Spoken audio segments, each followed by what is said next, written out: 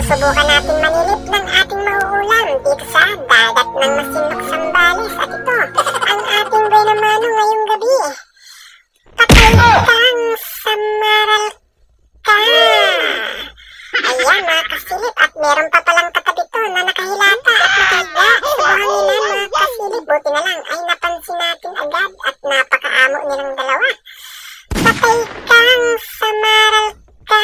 Ayan mga kasilip, at sa isang lubog ay nakakuha tayo ng dalawang samaral. Napakaganda talaga ng ating binamano ngayong gabi mga kasilip, dahil nakakuha tayo ng ganitong napakagandang klaseng isda mga kasilip. Ayan. At ilalagay ko muna sa aking bangka itong dalawa na to, at baka matinik pa tayo dahil masakit din makatinik tong mga to, at parang danggit din kasakit ang kanilang mga tinik mga kasilip. At pagkabalik ko nga sa kailaliman ng dagat ay may nag-aabang na agad sa akin ng isang danggit. Speaking of danggit, patay kang danggit ka. Ayan, at nakakuha tayo ng medyo malapad-lapad na danggit mga kasilip. Isang danggit na malapit, kung makatinig abot hanggang kilikili.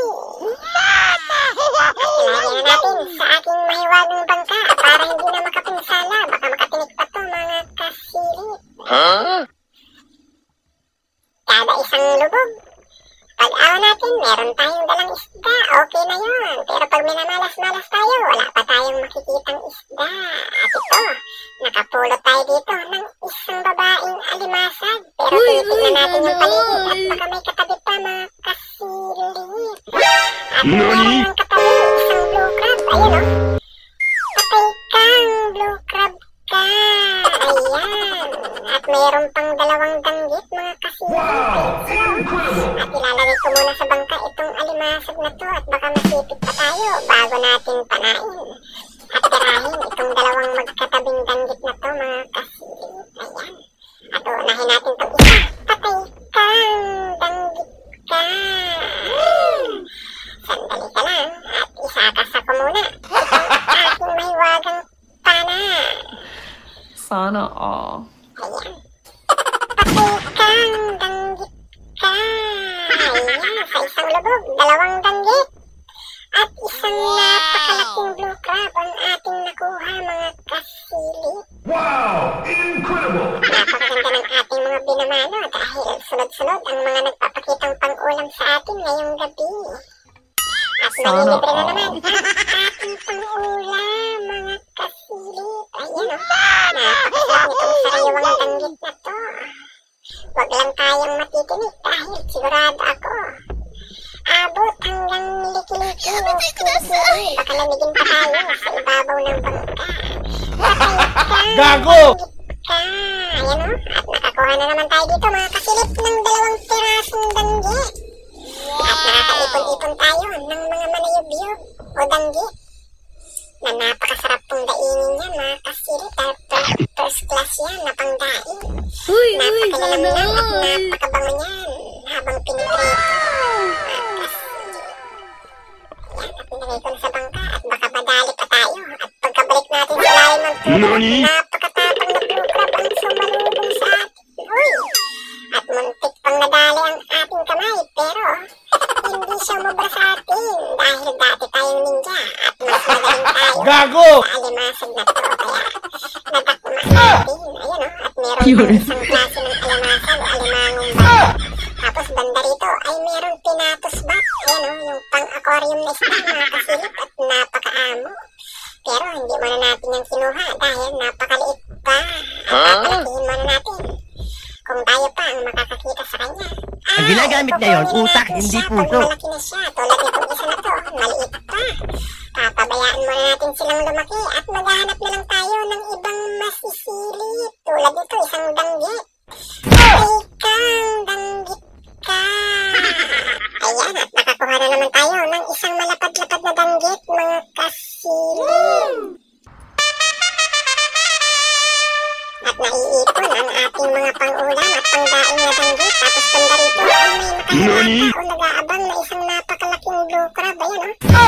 Patay kang blue crab ka. Tatakas pa sana mga kasilip, pero naunahan natin ang dakpa. Itong napakalapad at napakasarap na blue kung tawagin dito yan ay lalaking alimasag mga kasilip. Tapos banda rito ay may pasilip-silip na isda. Patay kang isda ka. Pasilip-silip ka pa dyan ha. At napakagandang kulay ng isdang ito mga kasilip. At kung tawagin dito sa masinlok ay nako. Napakasarap niyan sa paksiw. Pinangat mga kasilip. Tapos banda rito ay may nangininaing alimasag. Isang babaeng alimasag. Ayan o. At ayaw pa sana niyang bitawan yung kanyang kinakain mga kasilip. At napakataba nitong babaeng alimasag na ito. Napakaganda, napakabirog ng katawan mga kasilip. Sana At na marami-rami na ang ating mga nakukuhang alimasag tulad ito. Meron na naman yung blue crab. Napakatapang at talagang papahabulin pa tayo sa ilalim ng dagat mga kasilip. Pero hindi siya umabra dahil nga dati tayong ninja. Kaya hindi siya Gago! Nani? Ayan o, at meron pang danggit na nagmamaniobra. Ayun, at umabanti na. At hindi na natin hinabol yan mga kasilip dahil mapapagod lang tayo. Kaya ito na lang ang ating bibirahin mga kasilip. Isang nagpapahingang blue crab. Ayan o, napakalaking blue crab mga kasilip. Ikang blue crab ka. At napakatahimik niya mga kasilip. Malamang parang natutulog yung blue crab na to. Ang galing, ang galing. Hindi tayo nahirapan sa pagtatama sa kanya mga kasilip. Ayan o. Napakalaking blue crab. At meron pa dito. Halos sunod-sunod na ang ating mga nahuhuling blue crab. Ayun o. At napakatapang. At talagang nagpahabol na naman sa atin. Hauti na lang at nasundan Ang ginagamit pa niya yun, natin utak, at hindi bumaon puso. na siya sa buhangin. Biglang lumabo ang paligid. Pero patay kang alimasag ka. Kala mo ha, nakakatakas ka kay kasilip. Magaling kayang manilip to, kaya hindi ka makakaisa kay kasilip mga. Sana Ayan, at ilalagay ko muna sa aking bangka mga kasilip. Baka masipit pa tayo dahil napakatapang ng alimasag na to. Tapos dito ay may nakikitang danggit na malupit. Patay kang danggit ka, oh. At madalang na ang ating mga nahuhuling isda mga kasilip dahil puro mga alimasag ang mga nagpapakita sa atin. Uy, sana all! Tulad nito, meron na namang isda mga kasilip. Patay kang isda ka.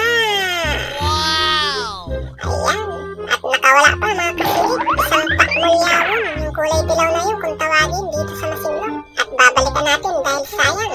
Dahil masama na ang kanyang tama. Ay siya, nakahilata na lang siya. Patay kang isda ka. At sadyang malambot lang kasi ang kanyang laman mga kasilip. Kaya madaling mapunit itong laman ng isdang ito. Ayan mga kasilip.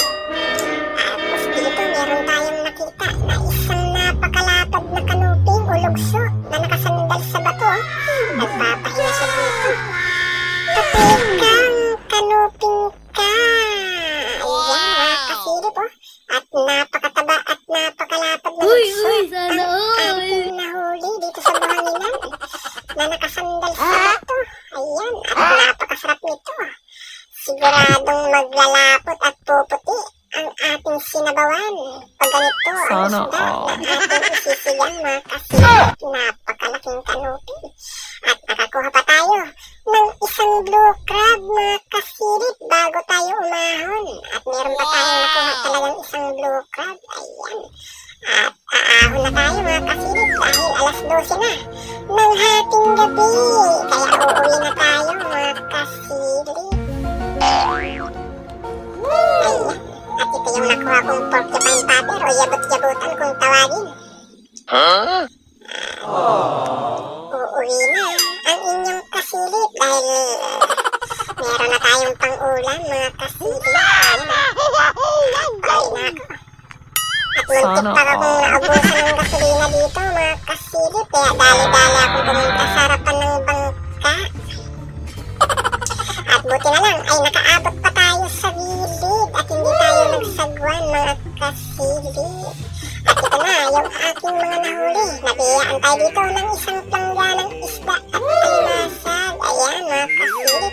At maraming salamat sa inyong patuloy na panunood at pagsuporta sa ating video. Kaya huwag niyong kalimutan kalimutan mag-like, share, and follow mga kasilip.